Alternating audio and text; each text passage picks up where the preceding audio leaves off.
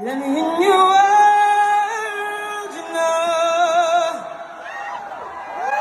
Are you looking lonely now, boy? That's why I wanna be your lady.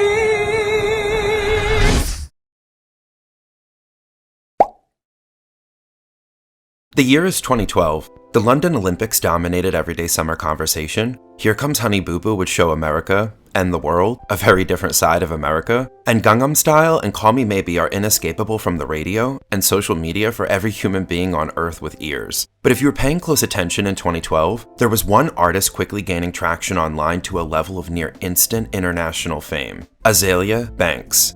Two words that have divided many artists working in the music industry, as well as many gays going back and forth on Twitter and Reddit threads, or back in 2012, the forums of Tumblr. One of the most prominent and controversial female rappers, Azealia Banks in the eyes of the general public is simultaneously celebrated and hated for very different reasons. All across the internet, the consensus seems to be the following statement: Azealia Banks makes absolutely incredible music, but she could, would, should have been a much bigger artist if she didn't have any social media. While I understand and partially agree with the sentiment, I think people are too quick to forget just how complicated artists, specifically musicians, are. I think people also tend to forget just how warped and convoluted the modern day music business is, and how vengeful and vindictive both labels and studio executives can be toward quote-unquote disobedient artists. Being a musician is not a career that has your standard barriers to entry. It requires a skill set and level of talent in order to sustain a career and a living as a working artist and musician. Many music artists working today came from really broken, impoverished upbringings that allowed them to make the music they would eventually create. Many artists working today have lifelong personal struggles with their identity, childhood, family trauma, and relationship issues. We can see these struggles reflected in the work that they produce and the symbolism within their lyrics and song form. SZA's 2017 album Control reflects her struggles with blackness, the definition of what it means to be beautiful and to be normal, and the trauma of a verbally abusive ex. Taylor Swift has shown on almost every album she's ever released how much past relationships have influenced the person she continues to evolve into, and how the public perceives her as a result of these relationships. Beyoncé, Ariana Grande, Drake, The Weeknd, and so many other artists today have portrayed their past experience within their music, as most musicians do. It's why we all know that J-Lo was some crazy little girl from some block in the Bronx. The same truth can be said for Azealia Banks. Peeling back the layers of Azalea's music reveals a very painful past wrought with abuse, loss, and many societal barriers that have made her the woman we know of today. While I know many people don't want to give praise or props to Azealia, as they perceive her as a bad person because of her social media, I think separating the art from the artist allows for a more dynamic conversation about the art in question. It is 2024. In the future, judging people based off of their social media is only going to get easier. It is our job to stay above the shallowness of the internet for deeper truths when the mainstream headlines and narrative about someone, especially celebrities, especially women of color, seem to be too generalized, stereotypical, and always lacking in proper context. Through the lyrics of Azalea's music, namely her song Luxury, I want to examine the cultural impact of Azealia Banks, why the debate around her as a person seems one-sided, and what Azealia Banks can teach us about the digital complexities surrounding musical artists in the 21st century.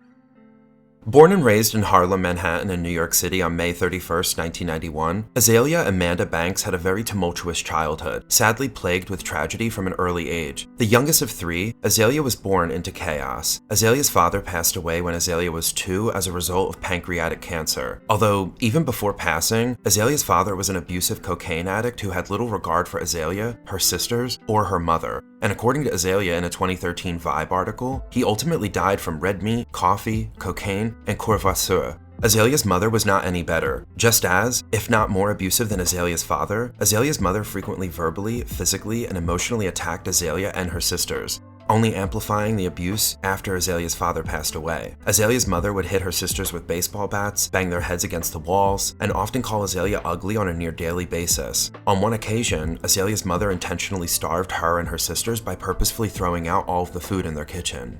Azealia's home life on a day-to-day basis was a jungle. Fearing her mom's cruel and often ruthless outbursts made her childhood life in Harlem a battleground for survival. To make matters worse, things weren't any easier at school. Azealia's mother worked long hours to afford a private Catholic school for Azealia and her sisters, although the school was mostly white, which resulted in Azealia being frequently teased and bullied by the other students. If no one would stick up for Azealia at school, and no one would stick up for Azealia at home, then who was protecting Azealia? Needing an escape from her awful environment, Azealia found her calling through art. After joining the Tada Youth Theater as a child, Azealia thought that this could be her potential meal ticket out of her very broken life, wanting fame similar to that of a Nickelodeon star. Just before beginning high school, Azealia would move out of her mother's house to live with her older sister due to the abuse of her mom. Azealia then enrolled at the famed Fiorello LaGuardia High School, of which fellow rapper Nicki Minaj also went to high school. Growing more invested in performing arts and musical theater, Azealia would star in a production of City of Angels, where a talent agent would scout her out to audition for major TV networks and shows like Law & Order. Unfortunately, none of the auditions panned out, so Azealia gave up acting and dropped out of high school altogether to pursue a music career. Disguised under the name Miss Banks, Azealia uploaded songs to MySpace and sent her songs to record producers and DJs, including Diplo. In 2009, Azealia would sign a development deal with XL Recordings, but would split from the label after creative differences after only a year. At this time, Azealia was stripping in a Queens nightclub and selling keychains in a jazz club in order to make ends meet, in addition to recording her music and trying to get her music out there. Little did Azealia know, success was just around the corner. 1991 is the debut EP from Azealia Banks. FYI, EP means extended play, basically more songs than one song, but less songs than an album, and 1991 is 4 songs. Released on May 28, 2012, first in the United Kingdom, and a day later in the United States, 1991 was an instant hit for Azealia. Although the lead single, 212, was released on December 6, 2011, easily becoming the standout track and the most viral to date of all of Azalea's songs. 1991 reached 133 on the US Billboard 200 chart, number 12 on the Top Rap Albums chart, and number 1 on the Heat Seekers album chart. With an 84 out of 100 on Metacritic, 1991 overall received an average critic rating of 3.5 to 4 stars out of 5, which indicates overall widespread critical acclaim. Each of the tracks also had an accompanying music video, which leads me directly into 212.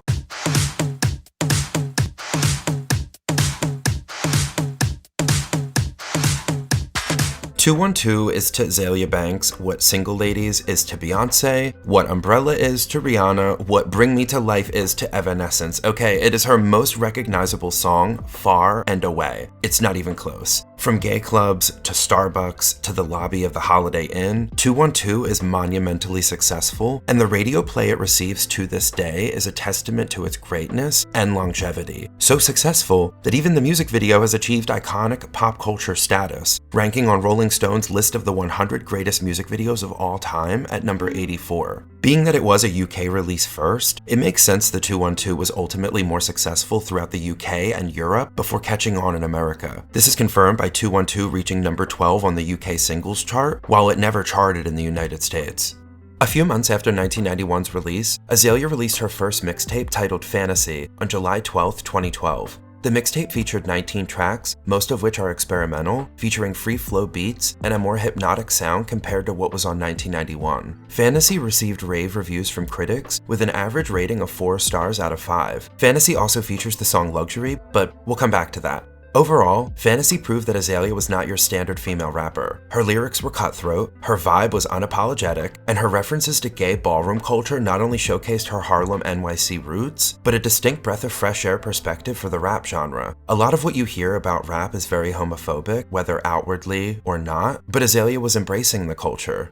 And then we finally arrive at Azalea's long-anticipated debut album, Broke with Expensive Taste. Broke with Expensive Taste is still to date the only official album from Azealia Banks that she's ever released. A fusion of pop, house rap, R&B, and punk, Broke with Expensive Taste feels like the right extension of Azalea's personality after Fantasea, still keeping with an experimental and eclectic sound that feels so fluid and, at the same time, organic. Released under Interscope Records on November 7, 2014, Broke with Expensive Taste was met with generally positive reviews from critics, averaging a 75 to 80 out of 100 when you get an aggregate of the critics' scores. The album peaked on the Billboard Hot 200 at number 30. To date, Broke with Expensive Taste has appeared on several greatest albums of all time lists and best of the decade lists as well. Broke with Expensive Taste to me is such a statement piece, and I think it being Azalea's only album is so badass and rebellious, and it's so Azealia. She doesn't follow any rules and she doesn't occupy any one genre, and if she does, she is so fluid and experimental that it never sounds like one genre. Some of my personal favorites on the album are Young Rapunxel, obviously 212, Heavy Metal and Reflective, and then what I would call Azalea's masterpiece, Luxury.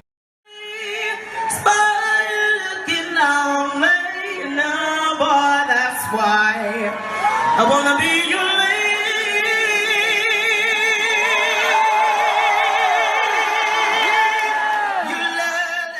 If you've never listened to Luxury by Azealia Banks, stop what you're doing and go listen and come back. The rest of the video will make much more sense. Originally titled Competition, Luxury was recorded when Azealia was around 19 to 20 years old, which makes the feat of the song that much more impressive. Despite being less than 3 minutes long, Luxury is a standout in Azealia's discography. I would even argue her magnum opus. Although 212 is indisputably Azealia's most commercially successful song to date, I don't think it's the song that really epitomizes Azealia's life when you put everything she's been through in her life in the context of her music. 212 is more of an anthem about New York City and a reflection of Azealia's pride of growing up there, not necessarily the song that's most reflective of who she is as a person, or the real pain that she has evidently carried with her throughout her life. Luxury to me is Azealia's penmanship at her best. The lyrics, brooding with a humble naivete and a dueling mature tone. Luxury is contemplative while remaining succinct. Never officially stated by Azealia, Luxury to me spells out the clear yearning Azealia has for her idealized version of beauty, both in the opposite partner she seeks,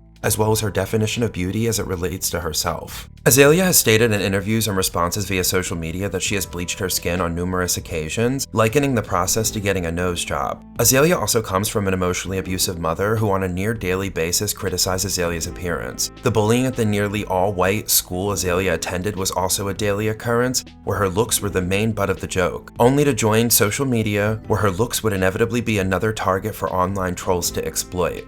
Throughout Luxury, we see Azealia longing for the attention of a man, a sire, as she puts it. This man is perfection to Azealia. He's a luxury. She's willing to do anything to have him, keep up and maintain her hair, doing whatever she has to keep him. As she puts it, without him, life would be a nightmare. In one sense, Luxury is the obvious ode to a really hot guy that Azealia likes. There's clear evidence of that. But on the other hand, Luxury to me reads like an open letter to Azealia's parents, almost like appealing to an abusive mother who constantly called Azealia ugly, possibly trying to convince her that she is beautiful, and that she is worthy, and that she is a luxury. And the alluding to men throughout the song always read to me as a nod to Azealia's father, whom she never got to know as he died when she was 2. The line, "If you leave, you know, babe, it'll be a nightmare," because that's the truth of it all. When Azealia's father passed away, her mom became enraged, and her life literally became a nightmare. Without putting too fine of a point on it, Luxury to me remains the magnum opus of Azealia's discography, not only for its sound quality, infectious beat, and orgasmic synths during the bridge, but for how it manages to be deceivingly hopeful in tone while being melancholy in lyric. Similar to the 2011 hit single Pumped Up Kicks by the band Foster the People, Luxury sounds upbeat, but even a quick glance at the lyrics, and you'll soon discover that that happy tone is a facade. Luxury is Azealia, and Azealia is Luxury.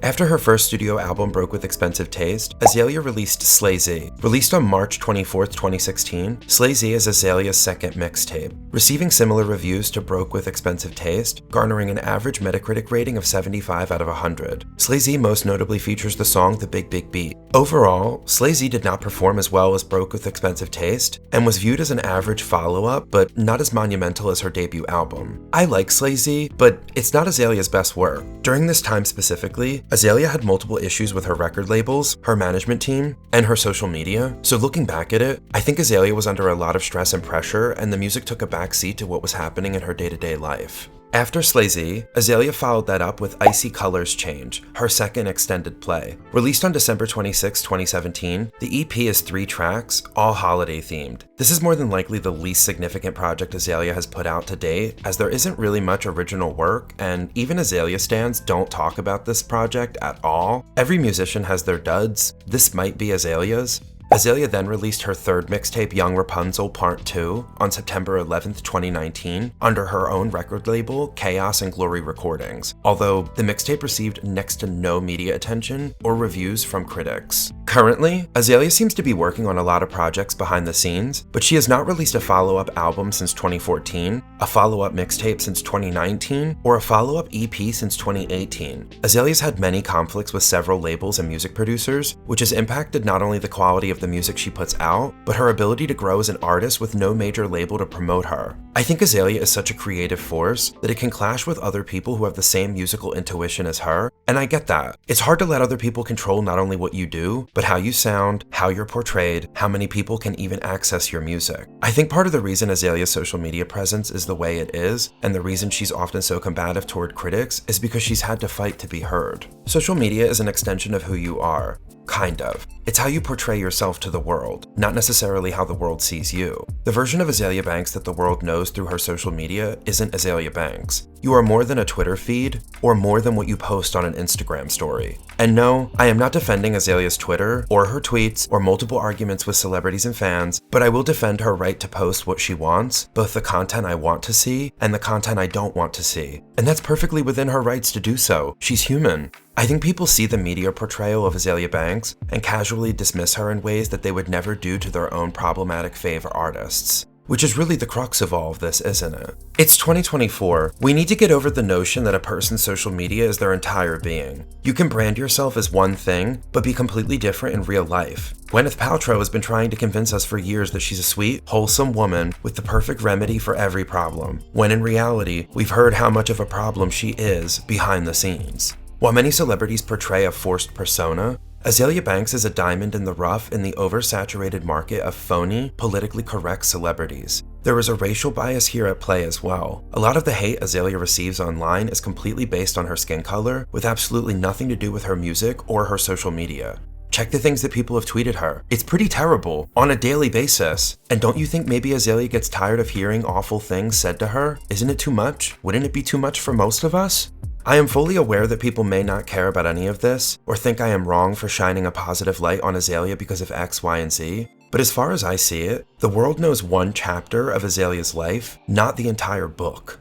Music and the musicians who make music are complicated. Sometimes artists are opinionated, sometimes they're outspoken, and sometimes they seem difficult to work with when they're really just struggling to find the words to convey what they want, or experiencing struggle that will later inspire their art. It's difficult to say what the future holds for Azealia Banks and her career. As I mentioned in my Regina Hall video, Hollywood loves to portray women of color, black women in particular, as one thing. One lone, rigid image that they are bound to for most of their careers, if they get to have careers. Azealia Banks, through her social media, is indirectly taking back the power and control that she has struggled to maintain her entire life. If one thing remains true, it's that Azealia Banks will always stand up for what she believes in. Even if her methods are unorthodox, Azalea's constant bravery and willingness to put herself out there shamelessly, to me, will forever be admirable. In the politically correct climate of today, that's rare. You may not like Azealia, but you may not know her full story. Context matters online when we all exist offline. And at the end of the day, Azealia Banks is still a human being, flaws and all, and to me and many others, she is a luxury.